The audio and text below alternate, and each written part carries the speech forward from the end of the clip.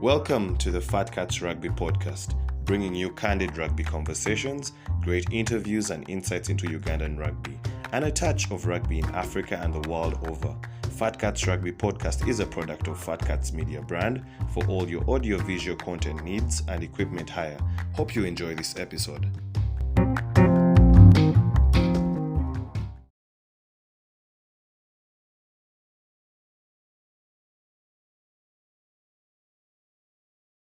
Welcome to an episode of the Fat Cats Rugby Podcast. You might have seen some of us run over the weekend at the Good Friday Touch tournament at Kings Park. It's now an annual event, so look forward to seeing our cameraman Joel in the next one. We're going to have a candid discussion on rugby. I'm the one holding Ruben's iPad today. I'm now the interviewer.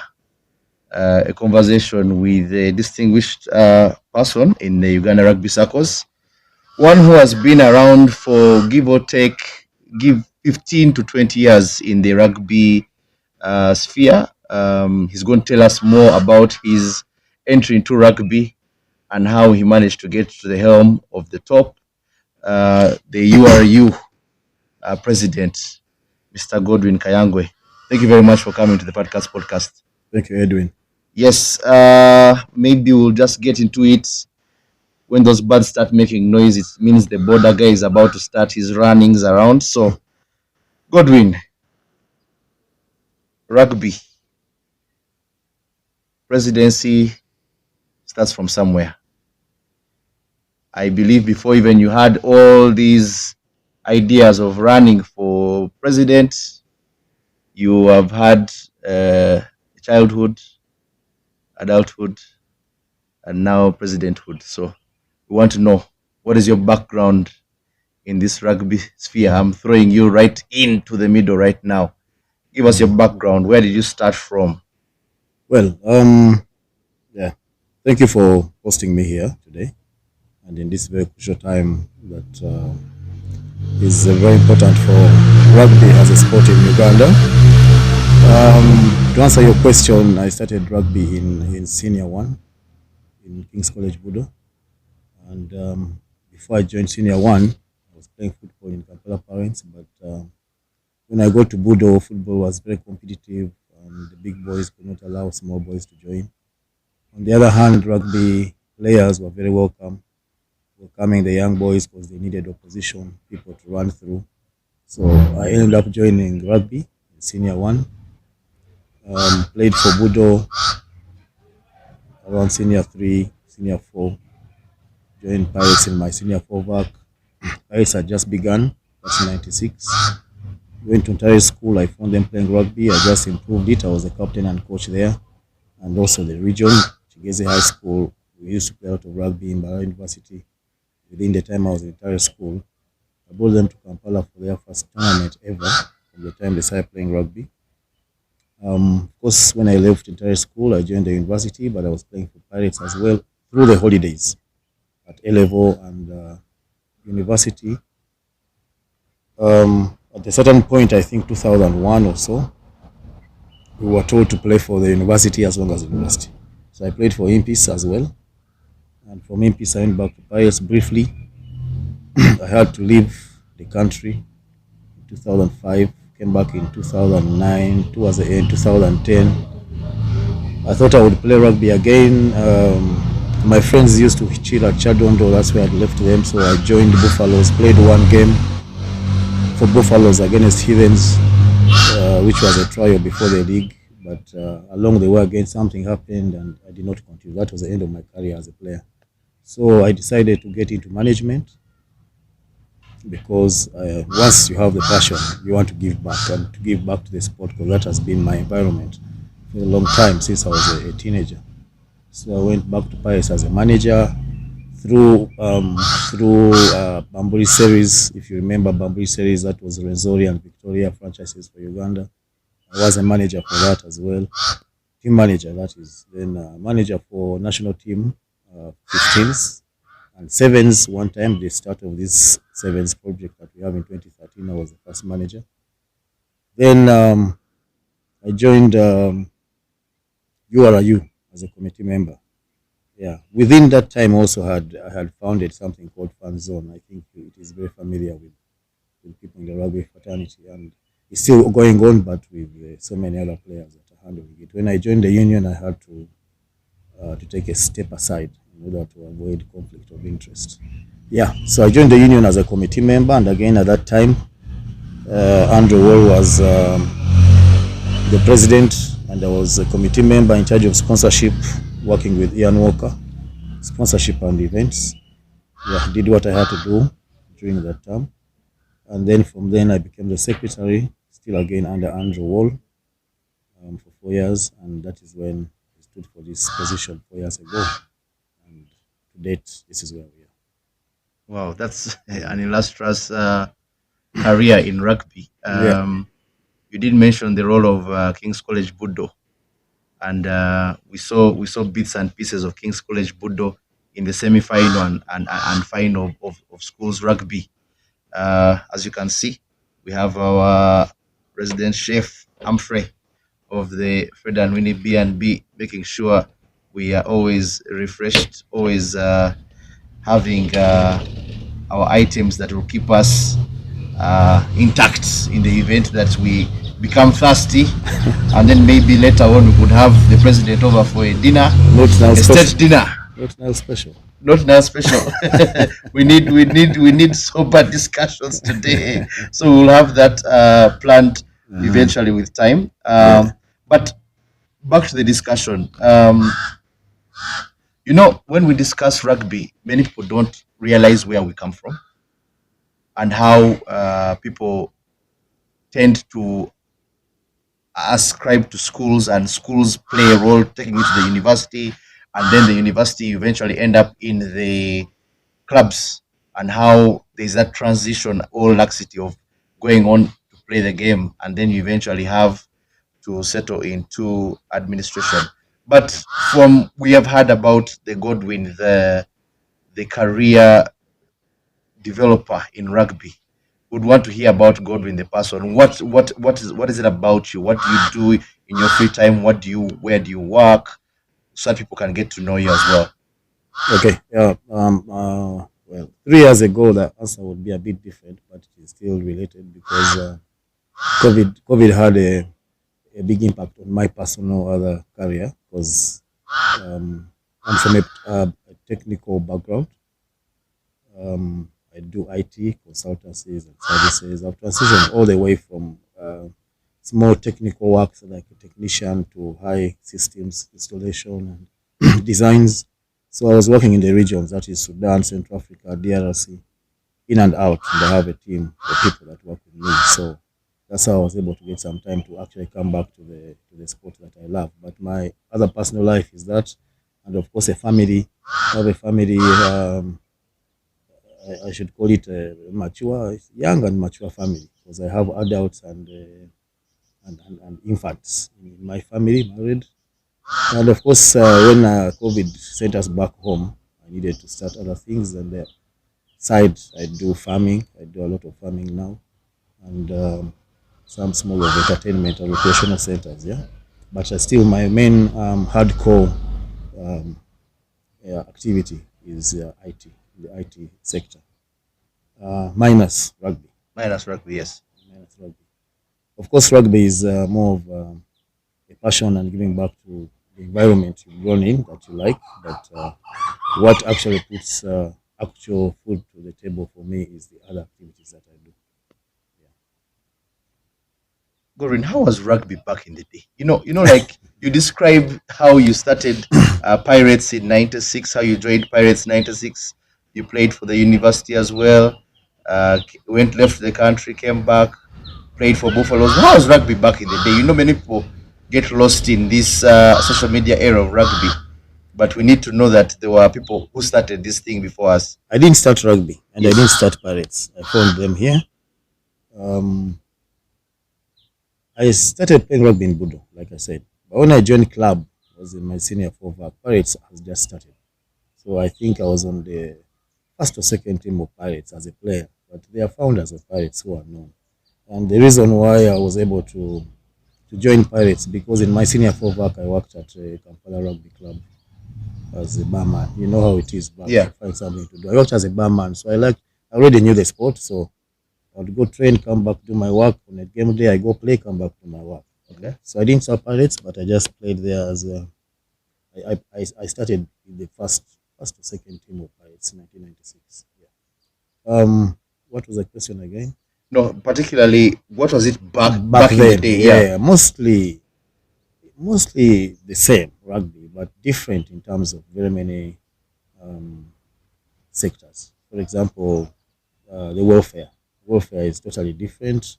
Nowadays, we didn't complain about anything about welfare because I think it was in our minds, it was set up, it was in our faces that you play the game because you like it, not because you're going to earn some money or it has to take care of you. But those opportunities come with the trends and the development of the game and other factors affecting. So in our time, it was that we used, for example, we used to have only what you call legends now. It's Kampala Rugby Club. All heathens, cobs, rhinos, pirates were all into that place.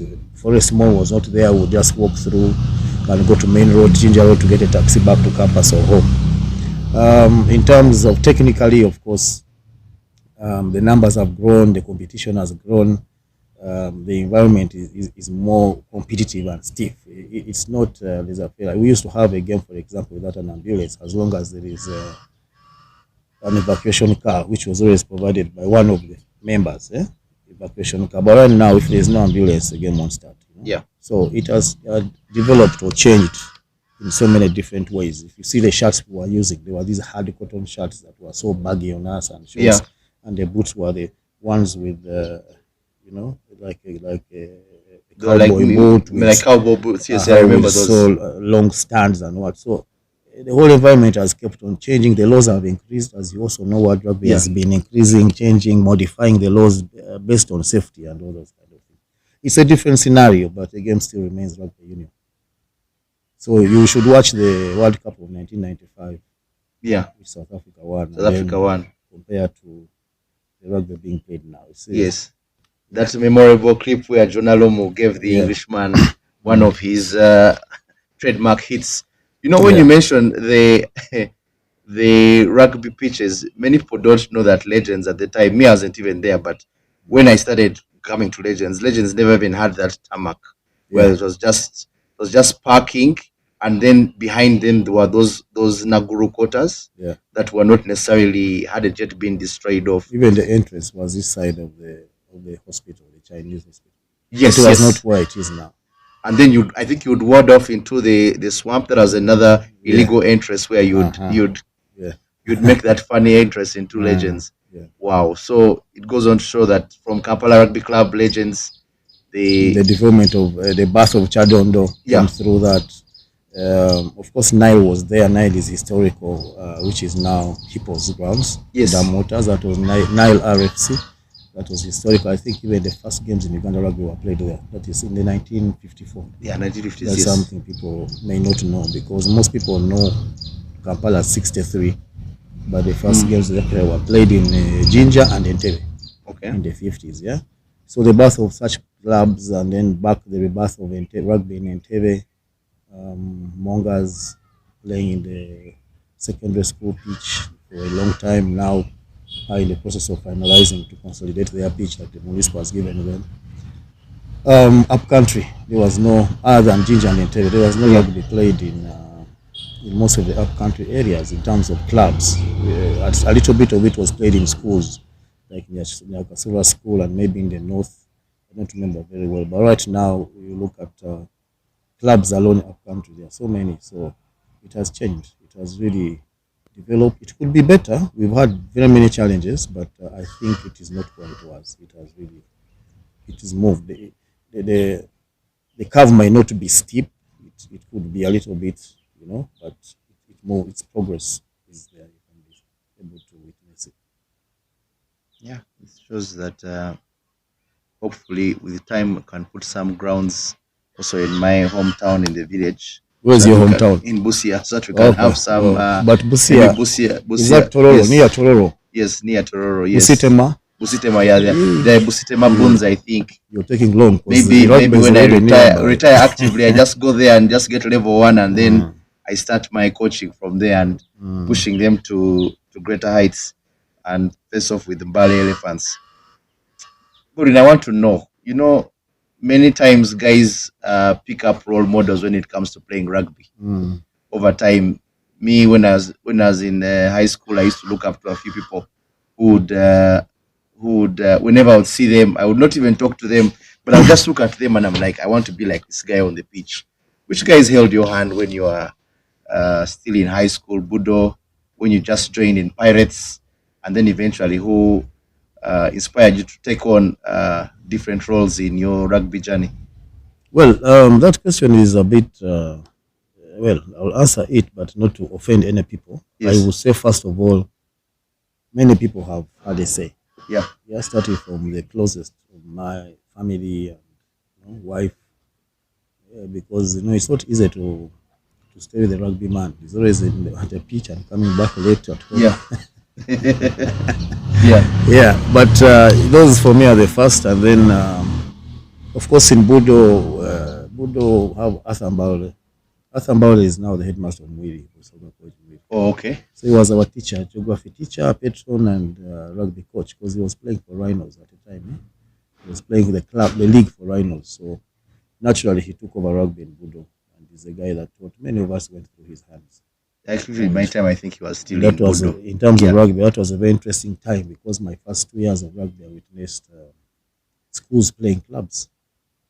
Oh yes. Back in the day, Namiriango used to play some games. Yes. Namiriango, Smack, Budo were my main schools, and then there was Cobs, Rhinos, Nile, Impis. No, ANC. Yeah. That was the South African war appetite guys who were training here. Yes. For the ANC members. Yes. They were basically soldiers, but they were being trained by the army, but they had a rugby team, and they would play in the league. And there are a few times Zimbabwe would play for Budo, because if we are playing like a club and this club is not playing, yeah, that stopped very quickly. I think like by '95. So Arthur for me is one of the people that I can mention there. Arthur Mbale, who is now the headmaster of Mwiri. Of course, along the way when I entered Pirates, the most vocal person on the pitch and coach and everything, founder, coach, everything, had a very big impact on many of us at that time and taught us a lot of rugby. He made me run a lot because I was on the wing and was a number 10, always kicking the ball, and you have to be there. That is Foxy. It's mainly called Foxy of Diambo. Yeah. Okay. In terms of governance and all that, there is this the current chairman of Rhinos, who was secretary of the union by then. The team manager, and he encouraged me to join the union, and basically I would say threw me in the deep end, because he didn't tell me how tough it is to go at that level. Okay. But I think he saw that I can manage, and he encouraged me to join the union, and he has been one of those people that I actually have always been consulting along my journey in terms of managing governance, because he was there before me. Yeah. Secondly is William Blick. William Blick, in the beginning, before I joined the union, he was president, and I think he did not understand me very well.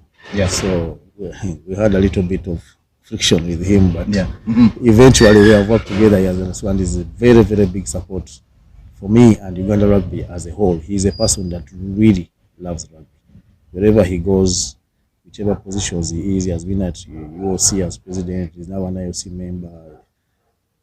Consultation with the Islamic Games, he always has to chip in rugby. Rugby has to be chipped in. There's one person I call anytime and I tell him this is a scenario we are handling. How do we manage it? And he will be very, very happy to give you a lot of advice. Yeah. With it. So of course him plus the other presidents you've seen in the past few years, they've been very active in terms of coming to support us on games and what is the likes of Ian Walker, Sanjeev, Andrew Wing.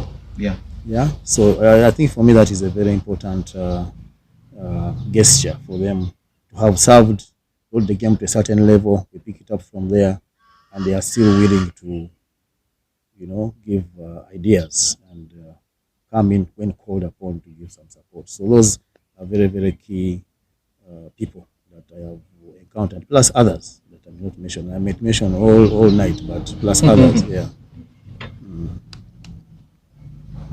Wow, you've been molded by some mainstays in Ugandan rugby. We hope we can use you with time to be able to get some of them to appear as guests here. Always have had the name Ian Walker move around. Even the ladies have mentioned his name a few podcasts ago. Even Kuboijana mentioned his name, that he has been very instrumental in the development of rugby in Uganda. So we hope you will use your connections to get us some of these guys to come and attend the podcast. Your journey. I want to go into your journey in the URU. The URU fold. You were picked. Maybe I'll just jump to the end. Andrew Wall ended up being vice president at Rugby Afrique, and as a result, he had to relinquish, and then that's how you jumped into the summit of presidency after being built through the ranks. Just give us that journey, considering you also mentioned very many people who led you through, who have guided you in this process. I think at the time, Alex encouraged me to join the team, the URU EXCOM. Yeah. He was encouraging me to join as a secretary. I'd been running fan zone, team management roles, and you probably saw the way I put my hands down and feet down to make sure that stuff is moving. Yeah. Irrespective of the challenge, he thought that I would make a good secretary. But I remember telling him that I honestly have not thought about this and I do not know what happens in that place. So I would rather come in as a committee member and first understand it. So when I got in, I was given the committee member, I think we were 2 or something. I was specifically given the role for sponsorship and events. Yes. And I was working with Ian Walker. So I had to report to Ian Walker because he was vice president of WAL in a way. So that first 2 years, I only concentrated on what I had to do as watching how the union is run, because I attended all EXCOM meetings, and then we had a few events that needed some bit of patching up, which I had to do with the team, with the guidance of Alex. Now was the treasurer. Yeah. Alex Mina as a treasurer, and then Mike was secretary. The detail, anyway, to make it a little bit short, after those 2 years, I felt I understood to a certain extent how the EXCOM runs and the union runs. So I put up my hand for secretary, which role I got. And I ran secretary. It was under presidency, of course. It was not a very easy journey, that very term, and that is nothing to hide. We were people of different ideologies and principles. We never used to agree on principle, but there's nothing between me and Andrew. So on the outside, it would look like there was something, but there was nothing between me and him. It was about a matter of principles differing or something. I should say that, in my opinion, Andrew is one of the best persons I've found technically, in terms of the technical output for the game, planning it, strategy, all that stuff. I should say he's one of the best I have encountered or met. That is Andrew Wall. Yeah. But we all have our strength. He had his time, and then his terms were done. Yes. He moved away. He had to move because constitutionally his 2 terms were done. Yeah. So at the point, I believe, when I looked around, at that point, I was the best suited for the role. And of course, I put up my hand for president. It was seen. It was already seen in the fraternity that I was going for that position.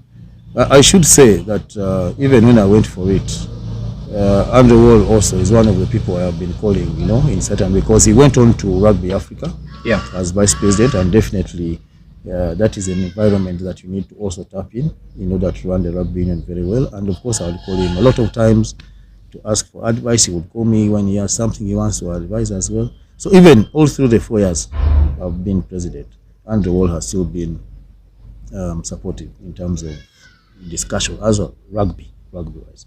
So irrespective of what the fraternity thinks about relationships and but in terms of rugby, I think we've had a very good run, and we've made decisions that some might have been wrong, but move the game in the best of our knowledge to the next step. Yeah. We're going to address some of those decisions that are wrong, but we do note that there are very many people who come in to serve at the union, and it begs the question: is there monetary gain that they stand to get from service? Is it something that is just about service above self? Why is it that very many of you go into the rugby circles and you linger around there? Like, I think you entered 2013 in the establishment, and coming to 10 years, what is so special about being in service at the Uganda Rugby Union? No, you see, some of these questions are leading because I wouldn't want to pick a name, Yes. and compare. But Yeah. I'll try to explain over above the line. Yeah. You see, financially, no. Yeah. There is no direct financial benefit at the level of the board.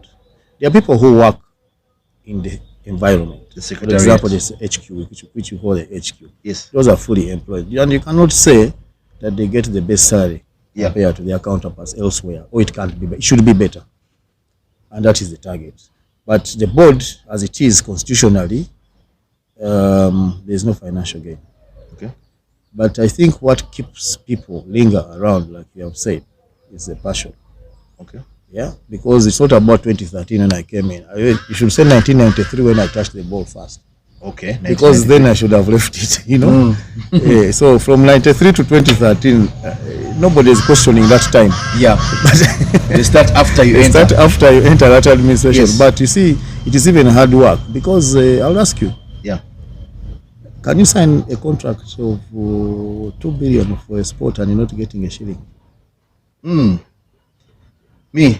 It has Me to as be, me. It has to be a passion. You know what I mean? Yeah, but yeah, that yeah. is the life we have lived. Yes. All these people you have seen, the Andrew Winnies, the Sigombes, the William Blicks, Andrew Wall, Yes.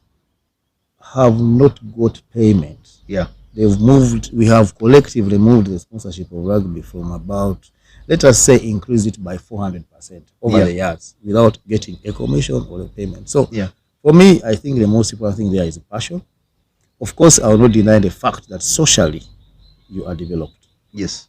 In terms of social network, you are developed. Yeah, so there's no reason you would call me here if I was not part of rugby. Man is here. You see? The power of the crown, the president. Yes. Now even the ones competing against me, you call them. Yeah, we have to call them. Yeah, we have to call everyone. Exactly. Yes. So you see what I'm saying? I am being pushed out there. Yeah. That is social capital now. Yes. So those are the things that people they're not tangible, they might not catch, but they are very important. Depends how you use it.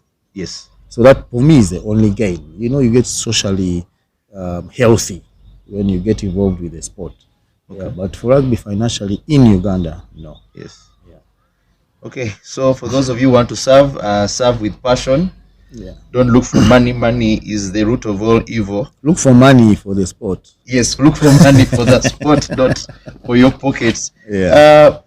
Godwin, you succeeded Andrew Wall in 2019. You had rather a landslide victory in 2019 when you put your hand up for president. Considering the considerable amount of votes you got, run us through your achievements. Tell me, what is it that your first term from 2019 to 2023 you have managed to put on the rugby timeline that will be viewed by those who come after us? Okay. First of all, categorically, I want to put this clear. When I came in 2019, I had my manifesto. My manifesto. Yes. As president, because it was my first time. But when I was voted in, I was voted in with a team. Yes. So I had two vice technical, commercial, secretary, treasurer, women, representative, age grade, and upcountry. Yes. So we did a strategy. That means my manifesto and their manifestos were combined, and then stockholders input, and we came up with a strategy. So the achievements are not mine. The achievements are for the team. This is what we have achieved. Recently, I mentioned something about the disruption of COVID, 2 years of no sports, and somebody was attacking that comment of mine on Twitter that he does not buy it. But the fact is, the whole world, this person, Yes. I don't know which world they live in, Yeah. but the whole world globally was affected by lack of activity in COVID.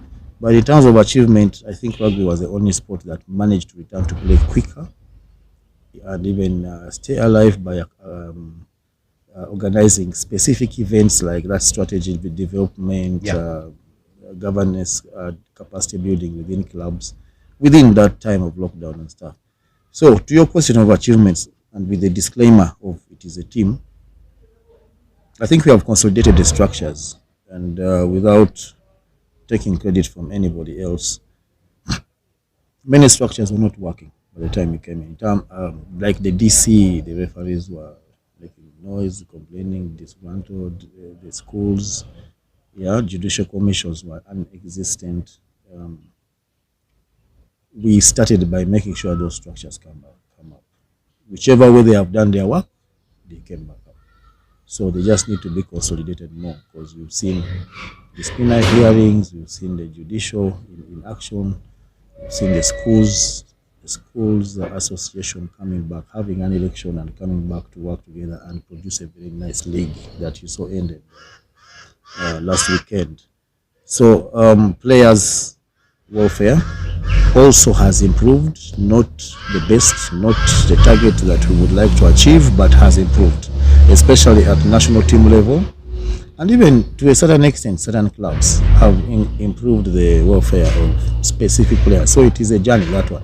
We are not yet there, but it has started to.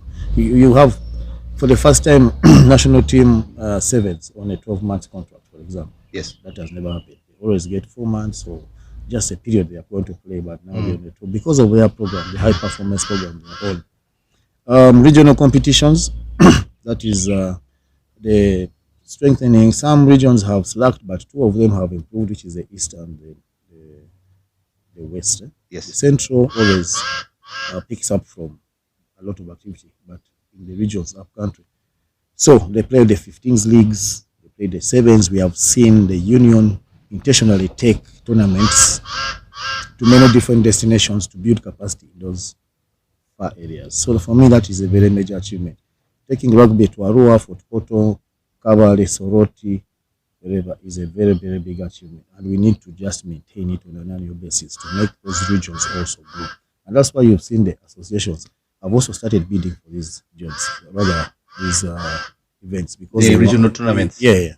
So for me, that's an achievement. Women rugby had slacked. That is without explanation. I don't have to talk much about it. But we saw the league had to come back. Yes. The sevens as well, they had to play them. We've seen them play the most internationals in a few years, like compared to the past. Yes. We don't want to mix the challenges. Each time has its own challenges. Yes. So we don't want to say we have done better than the past. We are just saying this has achieved in this particular, and maybe because of the conditions available. So the women is an achievement, getting them back into the 15s international setup. You've seen them play Zimbabwe, you've seen them play Zambia, Kenya, here, Elgon Cup before COVID. Yeah, before COVID, yes. Disrupted us, yeah. The main sevens, of course, I think that one, even people who don't know rugby can explain the achievement. They're the champions, they've been champions in Africa 3 times. We maintained that, we maintained the World Cup status, which was achieved in my predecessor's term, that is Andrew Wall. Yes. We became champions during the World Cup, so at least the achievement there is we have not slacked. You know, it is very difficult to defend the championship. More so when it's in your regime and they say you are the one who cost us. So it's very difficult. It is a very difficult place to be a champion because everybody is you are the target. Now whom are you targeting? Yeah. It is hard to maintain, yeah. Of course, the under 20, very important achievement. Yes. Under 20 had been banned. We had been banned as Uganda relegated. Yes. We have jumped back up into the top tier. The team is going, the boys are going next week to Africa Cup Bates. In they're Nairobi. entering at position number 5 or 6, I don't know. But our target is to come out in the top 4. Yes. And and we started this campaign last year. So for me, that's a very big achievement because it's even the future of rugby. These are our future players at national team level. And to mention but a few, but also importantly is strengthening stakeholder ties with the existing ones and bringing new ones. Now special, of course, it is evident that they are fully behind us and they have cemented that relationship within this town. So for me, it's an achievement.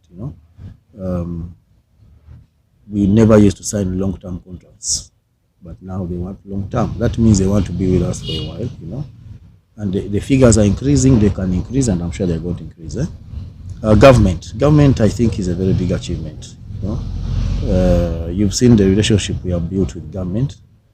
That is the people in position at that level, because it's government is a very big stakeholder.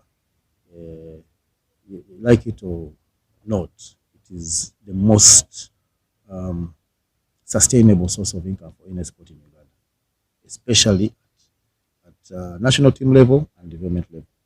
Because what they do in Uganda Secondary Schools Association and it's all, they don't know about the federation. What they just ask for support, then they are spending money in schools.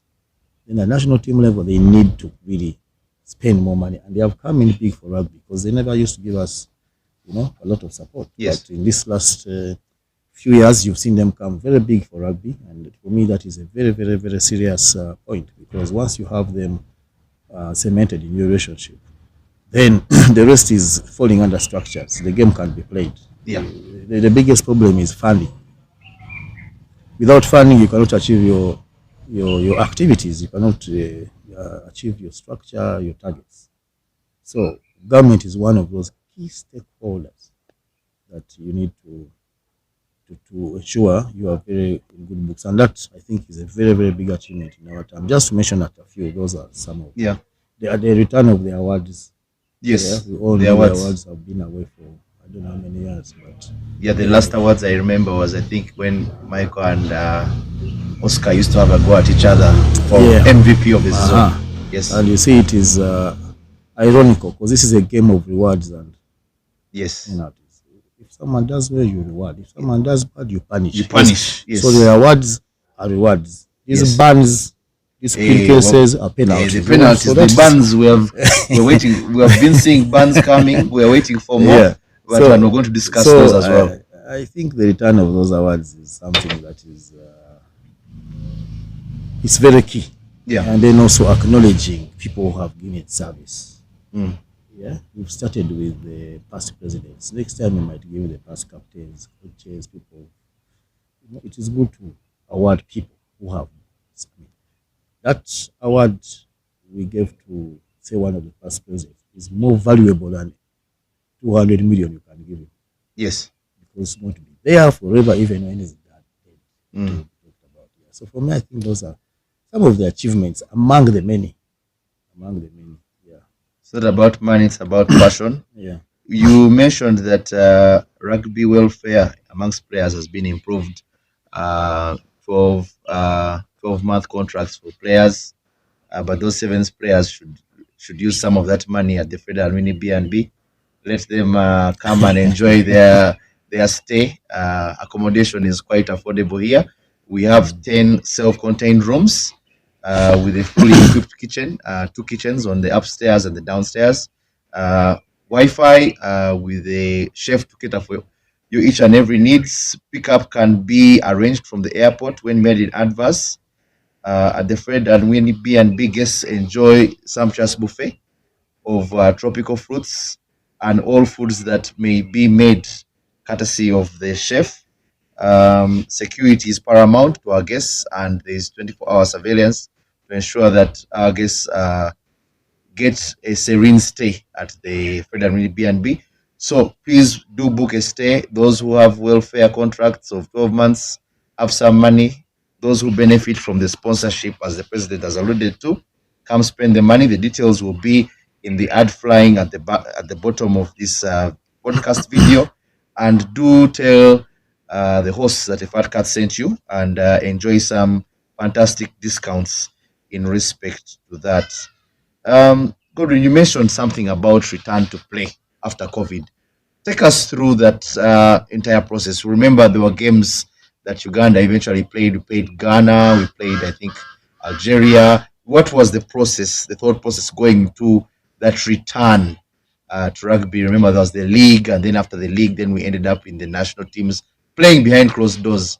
Mindful of that as well. So, well, I hope I remember the sequence, but because there was too many things to do. Yes. I think the international happened before the short league. I don't remember very well. Yeah. That international. So what happens is that was a real lockdown basically, and it was abrupt to everybody. We had already committed. Rugby Africa had committed. We could not cancel, and these were World Cup qualifiers at the same time. Yeah. To the Africa Cup that played in France. So it was important. So one of the hosts, because that was Group C, one of, I think, Group B, they had to cancel. I don't know how they managed to do that, but the whole of Rugby Africa was looking at Uganda to continue and have them. Have their fixtures. Just for sanity. Yes. So we had to use a lot of rapport, communication with the authorities. Yes. And they allowed us. And one of the things is we had written a return to play SOP, and we had submitted NCS, which was adopted through our medical society. That was doing a good job at the leadership of Balance at the time. Yes. So that we did it, and it was adopted by NCS and also later adopted by Africa Rugby. And these are some of the things that have made our good Dr. Kalas go to World Council in terms of the medical council at World Rugby, because there was an environment for him to develop certain things which we supported, and so we managed to convince them because we had SOPs that we had, and we said we are going to follow them, no funds, no nothing, and we have to have this game because already committed. It's a very big loss for Uganda Rugby Africa. It's killing them. So we had a nod from the government. We had a note from the government, Minister of Sports, who had talked to health and whoever they had to for us to stop at sports. And they were behind us and supported us. So that's how we managed to have that return play. Then we came in for the short league because, again, we had to maintain the SOPs. It was a very expensive short league. For us to do the whole league would have been unbearable in terms of expense. So we did a short league. And why we pushed for it is because if you hadn't done it, it was just too much time. You know, if you have been a rugby player, you know, if you're out of rugby for a year, it is difficult to come back. Yes. Yeah, so we needed to ensure these players don't get it. And the short league was successful, you know. I think around that time, COVID was coming down, SOPs were being a little bit lax, but even up to now, I think the Minister of Health and Sports encouraged that we continue with those precautions of SOPs because you never know. And we managed to also, that time in the international, the women were able to showcase, and then they went back into their leagues.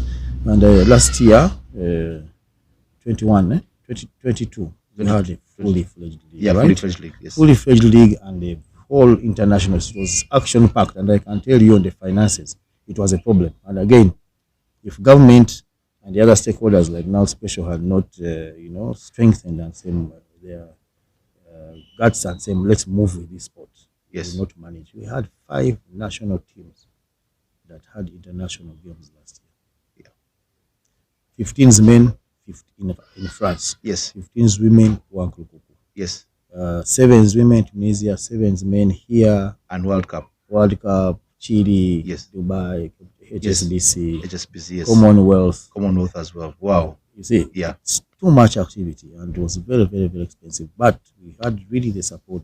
You will see those figures in the audited accounts, which are already out anyway with the members. Yes. But you will see the figures of the international rugby last year, the biggest year to date, where we have had 5 national teams have activities the same. And it was all under his leadership. So and in the because from return to play to that time, it was just 2 years, coming to 2 years, from 2021 and 22 basically. 21 we had an issue in Monaco, which you also know very well. Yes. That was the start of our all challenges, but we never gave up. We continued pushing, and 2022 was a very good year for the national teams. Now, Godwin, with all those achievements, you know, when someone has made the achievements, you have gone back to another World Cup, you've maintained royalty status in being Africa Sevens. You had a successful tournament in Wankulukuku. You had the Chadondo affair of Rugby Africa Sevens. You win the ball in World Cup. You would say that let me buy out on a high and I give someone else. So now, why are you coming back? Why are you coming back? In light of all those achievements, why don't you leave? Why are you coming back? But I would, if I answer that, I would also, Yes. I would also ask you to tell me whom I should bow out for. Or who you should bow out for. Yeah, because then Yes. you also need to explain that why. Okay. And what are they bringing on board? What they're bringing on board, yes. Yeah. So at the end of the day, you don't want to get to 65 years and you say that I failed this sport. Okay. I did not leave somebody behind. I did not leave a succession plan. Yes. You don't want to get there because that is when you want to come back at 60 and say, let me try to sort out. I think if I had done this, succession plan is one of those things. Yes. We haven't had a chance to do that because from the time of return to play to now, we've had a short period and too much activity. Yes. So there's been no time to have that. There's been no time to consolidate on the strategy. So we have done bits and pieces of the things that we had planned to do. So all those bits and pieces are not yet stable because of the time frame that we have had to do them in the 2 years. So those consolidate the structures and improve them is very key. To correct the mistakes, basically. There are mistakes that have been made. For example, I'll give you one, which I know you're going to ask me later. Yes. About the Eden's game. We realize we don't have a functional tribunal, and it is not unique to Uganda Rugby Union. It is the same problem with the whole of the sports sector in Uganda. Yes. I sit on the Uganda Olympic Committee. Yes. And it is one of the things we are pushing in the bill to have a sports tribunal where such issues can be handled. You understand? So there are mistakes that we made that we need to, and because of that we have made some mistakes. Yes. We need to correct them and set up structures that seemingly within our environment we can manage. Then as the people who take over are already prepared to be able to handle the more competitive environment that will be in the future, where we shall just support them from the side. On the side. Yeah. Strengthen schools rugby. I mean, that has been a weakness on our side.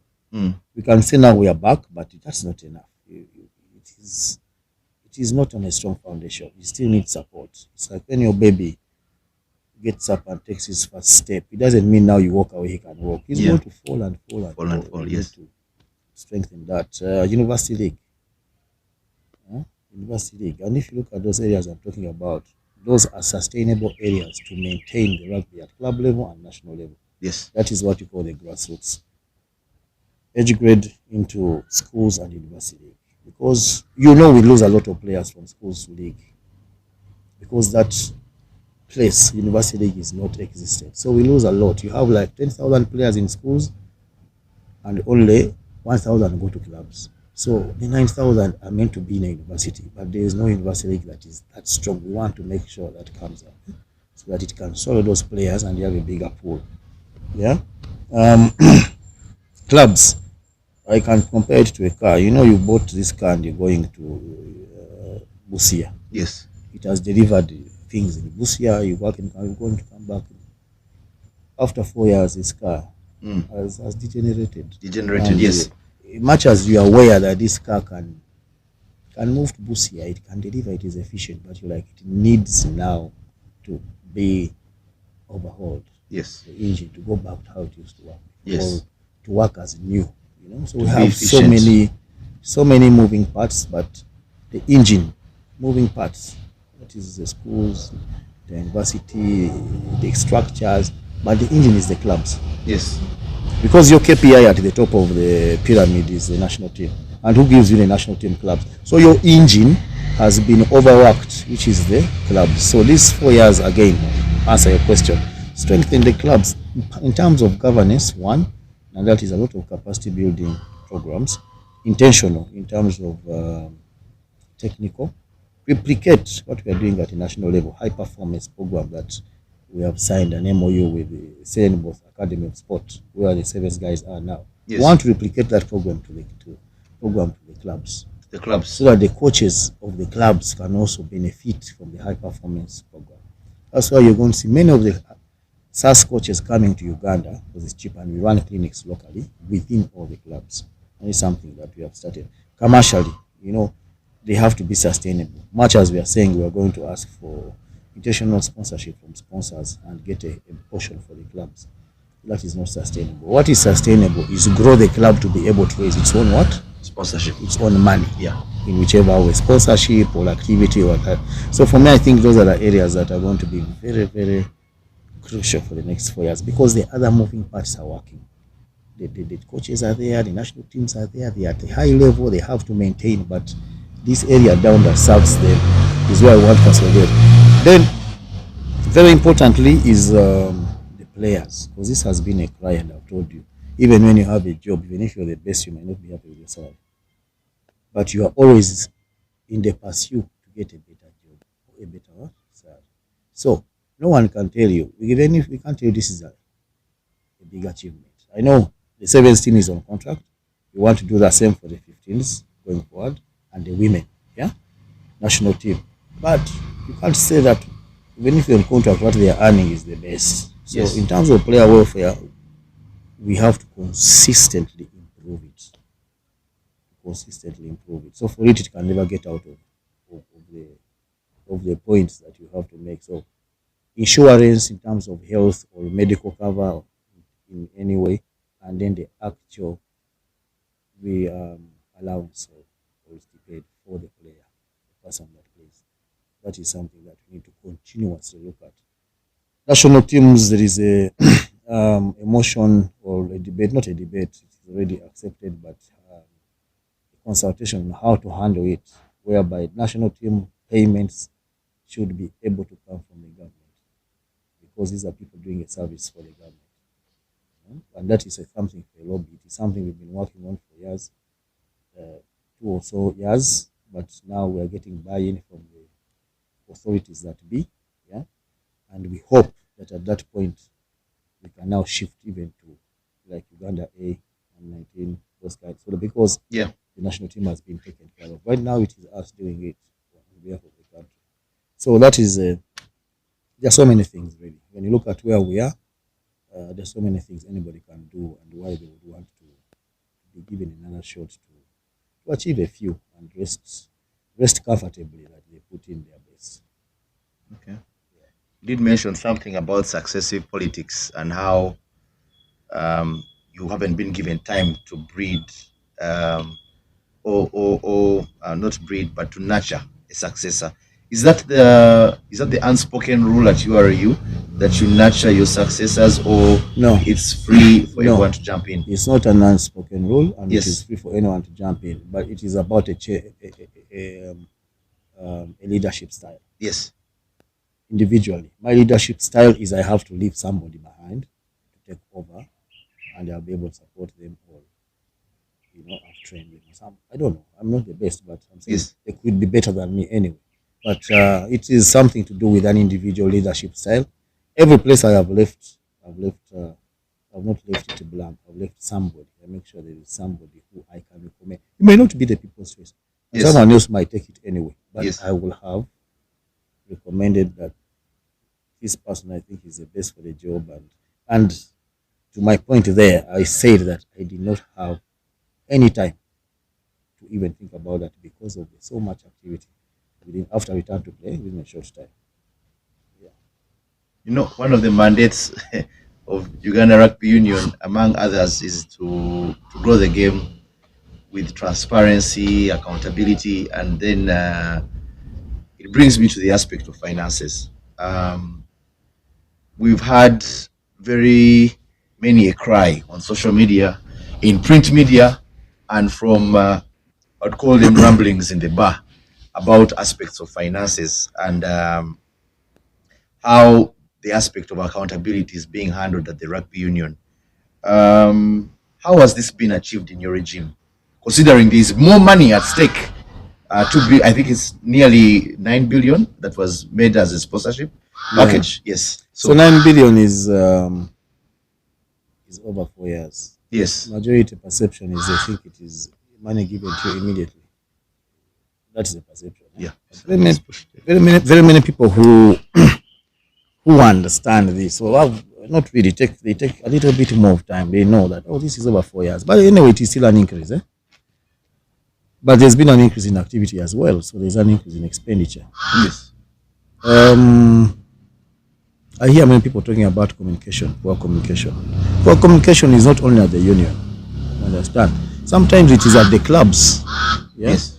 Because this transparency issue or accountability issue, every time it has come up and the clubs have gotten a concern and they are meeting. Like tomorrow we are meeting, CRT, Chairman's Round Table, on another money issue.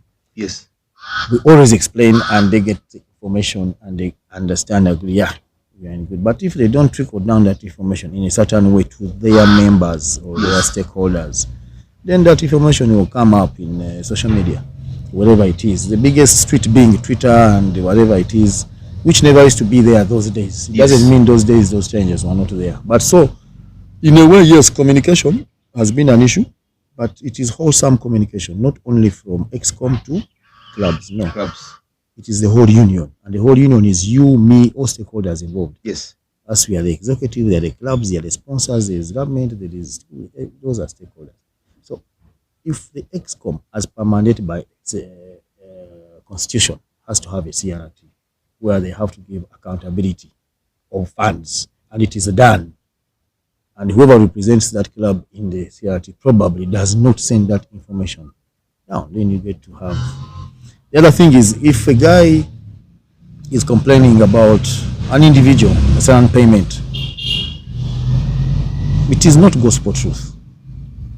You know, there is always an explanation. You know, for example, I don't want to pick up specifics. Yes. I don't want to pick up specifics, but most of the things I have seen out there, they don't even warrant an explanation because these people are just talking. And I would expect that the person responsible can clear that up because they have the information. Yes. So if you're going to have a president who is going to go on Twitter and respond to someone complaining, then what is the account doing? What is the HQ doing? What is the treasurer doing? The spokesperson doing? You understand?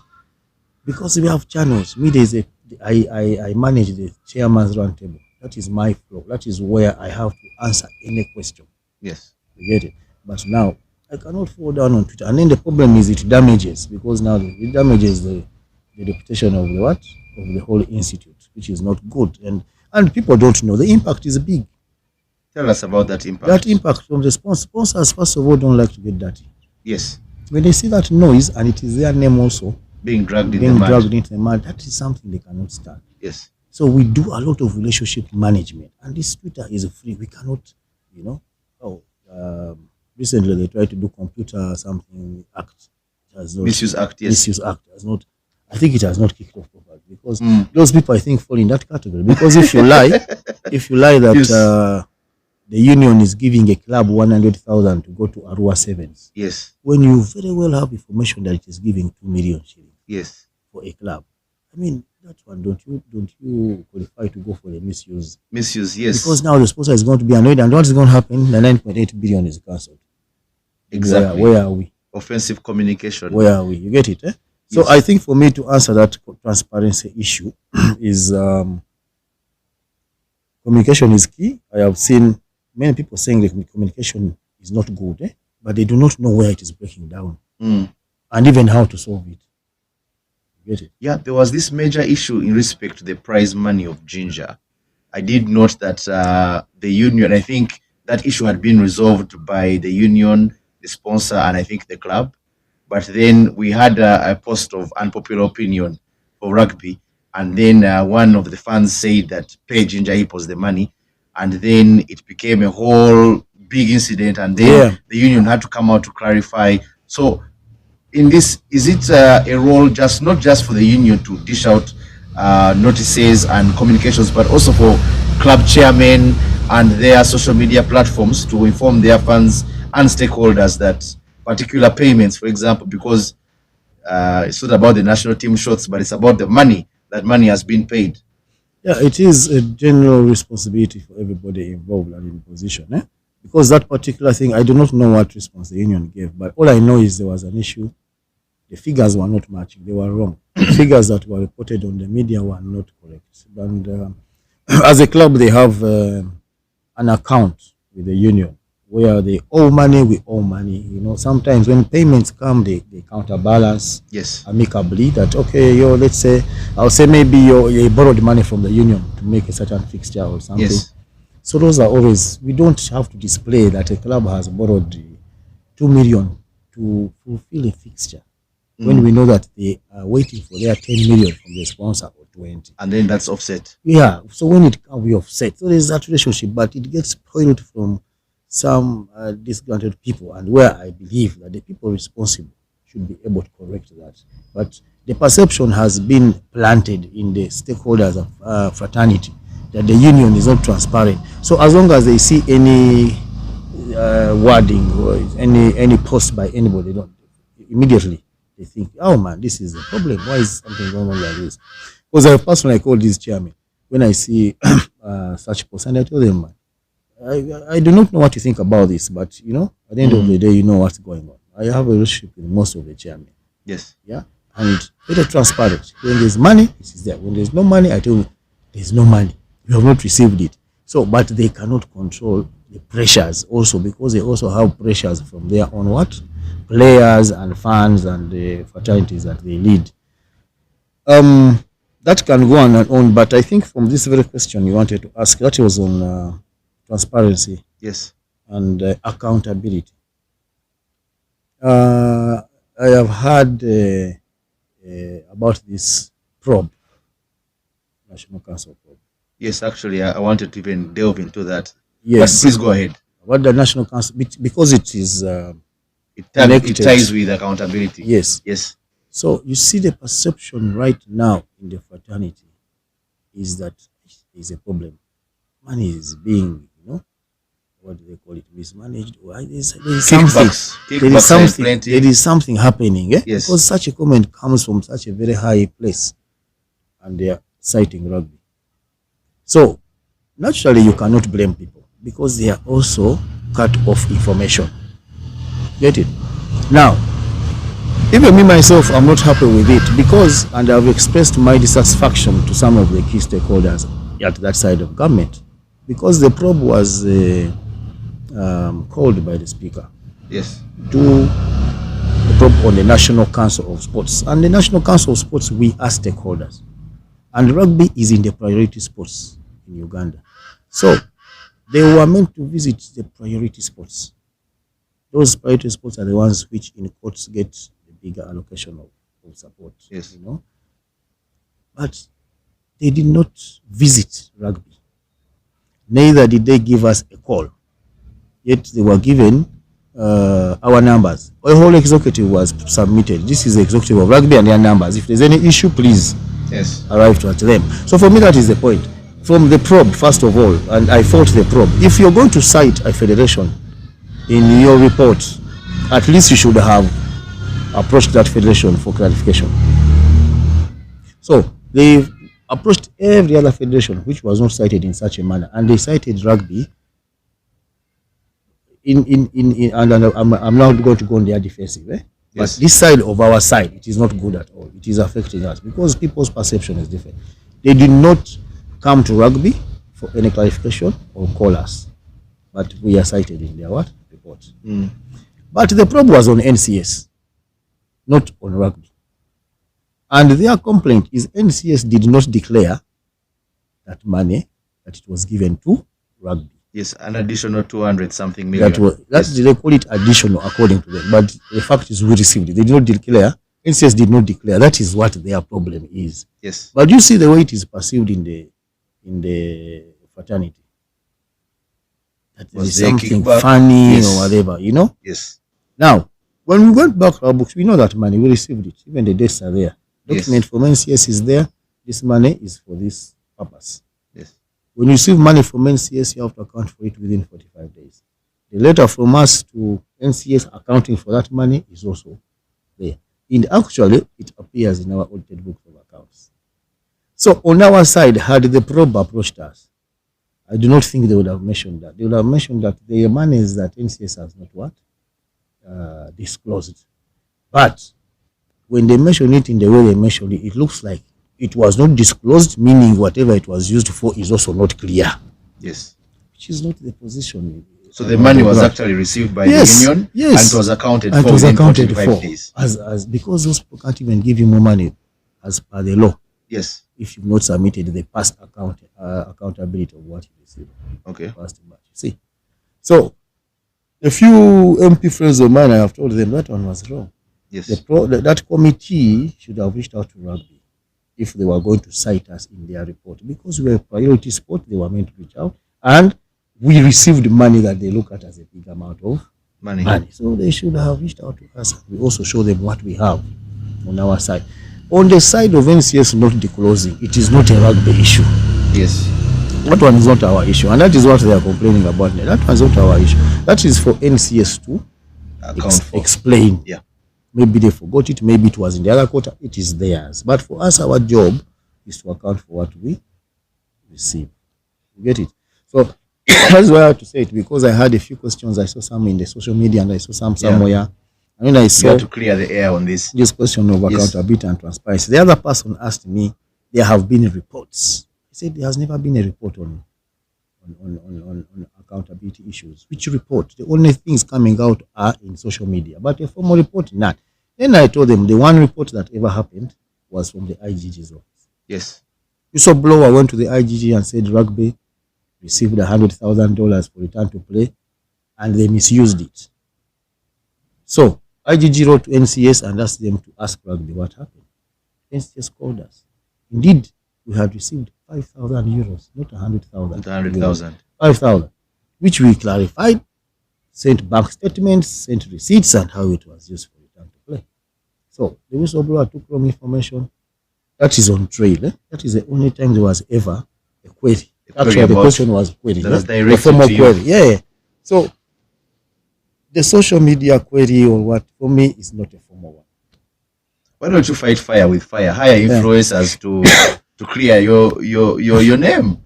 It's the trend these days. You hire influencers on social media, and they give hashtags of accountability and transparency. I hire them with whose money? There is no money for the union to account for that. They don't have that money. Well, we don't have the money. We want to improve the business of rugby. Yes. And we start now fighting with influencers to become popular like socialites. No, we don't have. Someone else will do that, not me. Yeah, not you. Not me. Yeah. All right. Because at the end of the day, I believe of the truth will come out.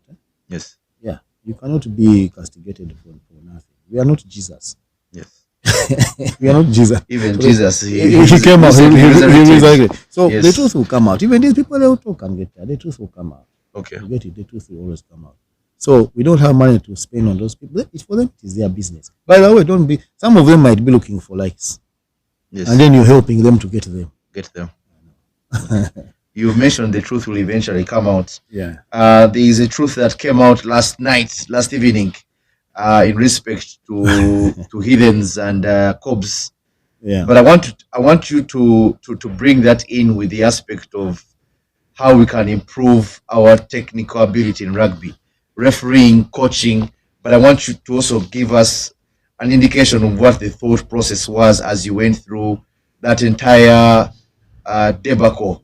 It appeared on the back pages of the newspapers, looked very bad for the game, and then eventually the union issued out a statement which in summary said you're sending a referee on, should I say, forced leave or suspension till the end of the season to go and do further training to handle how to handle games. You maintain the scoreline, the union maintained the scoreline in its adjudication, and then subsequently also removed the bonus point that was given as a result of the penalty try that is also clearly stated in the statement that was not founded by law.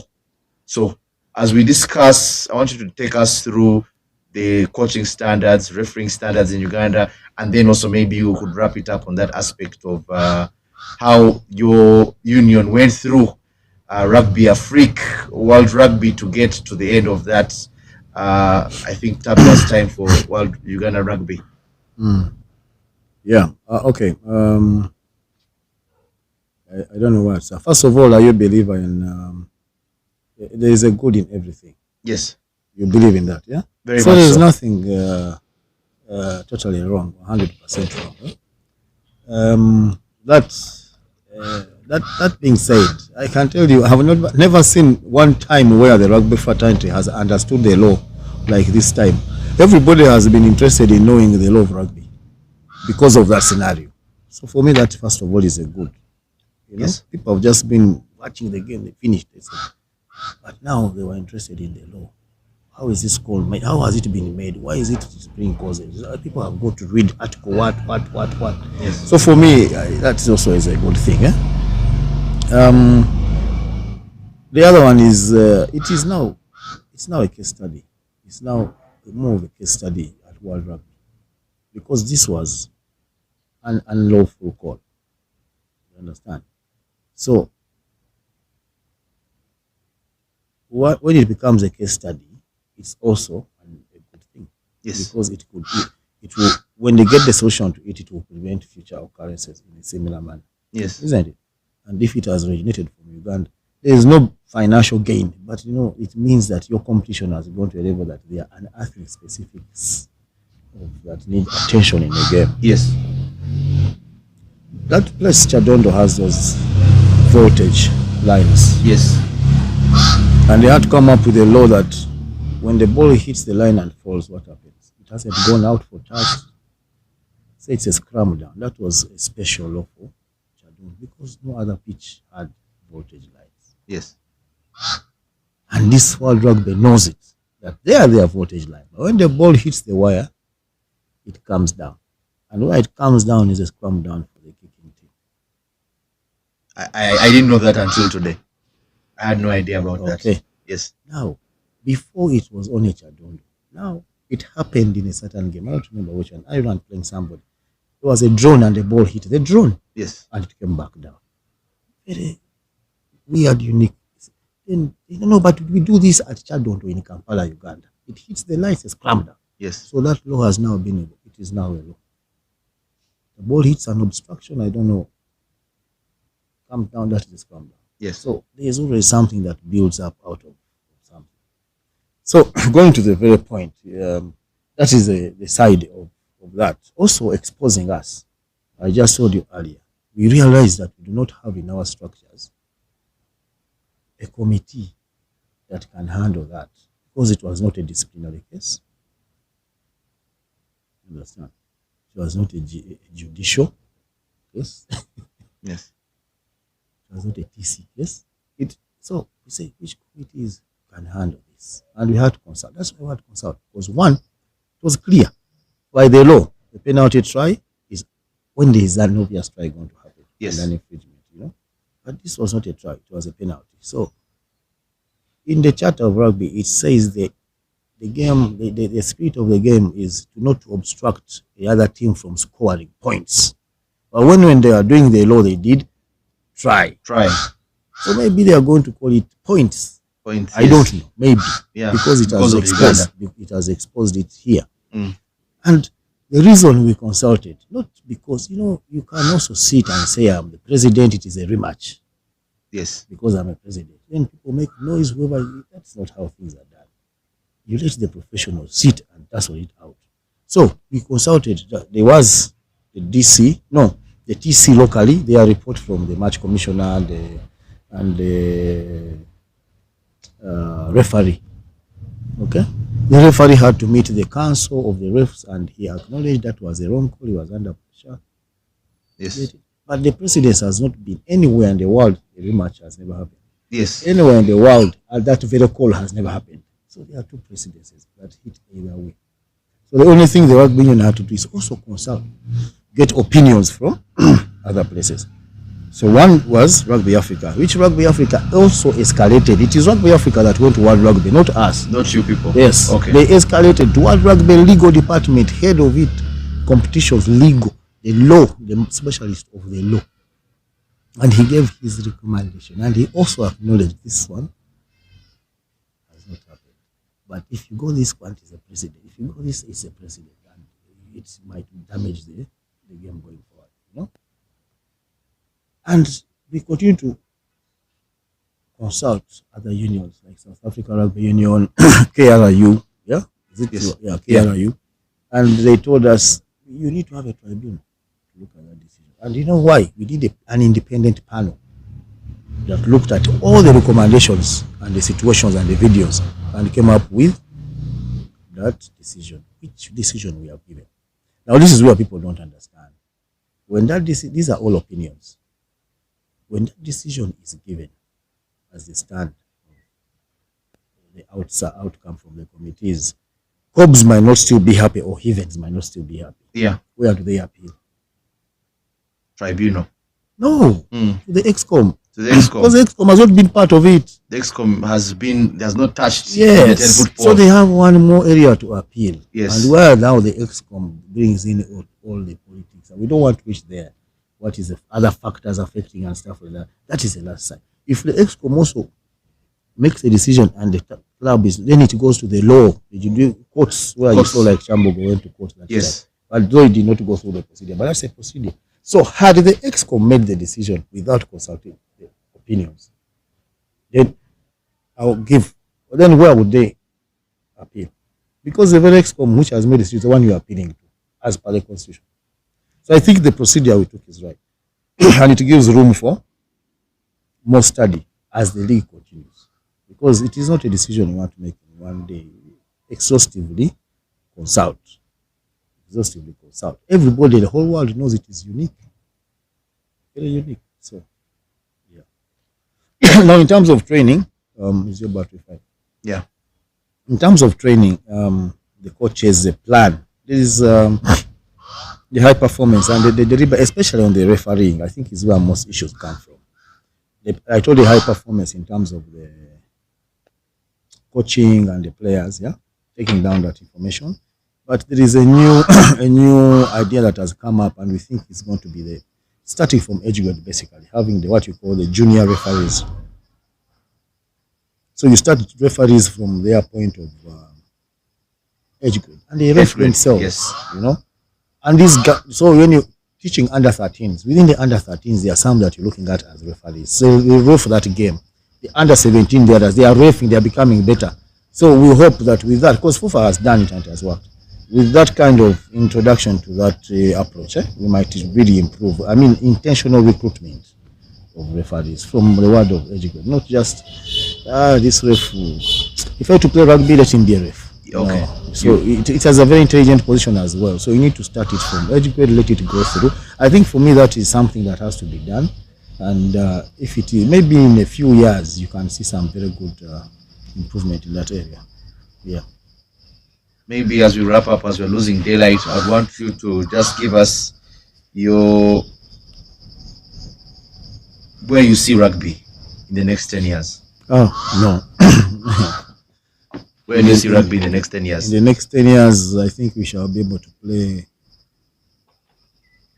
in the 15th World Cup. Okay. If we continue to move together, support each other, and contribute positive attitude. I think we can be in the World Cup in the next 10 years. So, but in the near future, I think for me, what has been cut out in my mind is to consolidate on these structures, continue to bring the different players together, avoid this kind of animosity, intrigue and stuff that only takes us backwards, lack of respect for each other, dead weight, noisemakers, make it something that everybody wants to be part of the movement. And once that is done, then we are going to see a lot of improvement. I know in the next maybe four years or something, in the short term, there will be so many people coming on board with different resources, different skills that will support that movement to get us to where we are. At the end of the day, your KPI is where are you playing at national team level. Yeah. Once you're playing in the World Cup for all your 5 teams, then you have basically sorted the base of the pyramid. That is the fact. You have a big age grade, you have good structure, there's no way you're going to play, you have funding, there's no way you're going to play there. So you work backwards. For me, that has always been my theory. We want to get a World Cup, we need to sort out the schools, we need to sort out the competition, we need to sort out everything. And the team is the key. And for the first time, intentionally, we are looking at having a team that can work together to get everything moving, rather than wasting a lot of time disagreeing and pulling each other down and stuff. We're looking at having a team that can work together, bring in intentional people that can go to approach a certain strategic target, i.e. if we want government, for example, I don't think you would have an issue us having a popular MP as part of the EXCO. Yeah. Those are intentional team building Tactics that we are using right now. And you're going to see the list that will come out of the people that we want to move with. There will be people that are targeting specific areas that are crucial for us to achieve the plan. Perfect. Yeah. Maybe as your parting shots to those who you will eventually lead once given the mandate by the chairman and the different rugby facilities. Maybe just a word for them as you go into the election season. Yeah, for those that will lead or work together, the team, and that's what I've just told you now. It has been intentional this time around, and I will not hide about this. We've taken time, and that's why you've not seen me too much out in the media there, because we've taken a lot of time to come up with a team that we would want to work with, and we are going to come out as a team to present ourselves in what we want to develop for the game. So for me, it's going to be more of teamwork, because I realize it's one of the biggest challenges when you pull in different directions. At the end of the day, it's the game that suffers. So it's going to be more of that trust for each other, respect for each other, and the teamwork. At the end of the day, once you have that at the top, it will reflect positively in all the activities that have to happen. So yes, for those people that have put up their hand, there are those that we have teamed up with. We will definitely work together. At the end of the day, the sport is number one for us to achieve the goals and put it at a better level than where it is. Thank you very much. Maybe on a light side, I have a few trivia items here. What is your fondest rugby memory for all the years from 93 to Budo up to now? What is your fondest rugby memory? I think it is when I brought Budo to play in Tare. When I just left in Tare, I called my teacher Mbari, and he had to bring the Budo school team to play us, and they beat us 55-5. Okay. I scored the 5, but I think that game I played from the position of flanker, number 8, 10, 9, 11. I played everywhere because you're cooking for your team. For your team. yeah, that was the play. But after that, the team all said, no. Now we understand rugby is not a one man's game. Chimere, yes. You know, it is a skill game. Yes. And then we started training and we became better. I think for me that was one of the most interesting times. Wonderful. As president of URU, are you allowed to support a team? But well, while you're acting, you shouldn't. I sympathize with my team because even the constitution nomination, you have to come from a club. You have to be nominated by your own club. So yes. I can't hide from it. It's okay. Pirates, that's my club. Yeah, but when I'm acting in the roles of union, yes. I cannot be a pirate. Cannot be a pirate. Yeah. What is your typical rugby day like? That is on a game day. Yes. For game day, if there is a game day that I have to watch, I will not do anything apart from rugby. For rugby. From the day I have breakfast at home to getting to the rugby club, that's it. And the whole night, I will think about anything rugby the next day. But my rugby day is a rugby day. Right. What's your favorite color? Azaro. Azaro. By the night. Okay. And maybe lastly, how would you like to remember your presidency? My presidency is that is all inclusive, a Muntu-Wawansi kind of approach. Yes. Yeah. So rugby is for everybody. It's not for the elite, like they always say, because even us, we are elite. We have many degrees and have experience, but everybody has to come to rugby. That is something deep down in my mind I've been trying to also remove from the perception of people. So I want them to remember me as a person who brought rugby back to everybody. That's an equal opportunity for anybody to play the sport and enjoy it. Perfect. You've heard it from the man himself, Mr. Godwin Kayangwe. We have had him here, and we've discussed rugby, his manifesto, his achievements, a few failures, and how to account for money. Please watch the podcast and be enlightened as you go into election season. Thank you very much for coming for our podcast and for me being the host as well. I sign out and keep it fat cats. Thank you.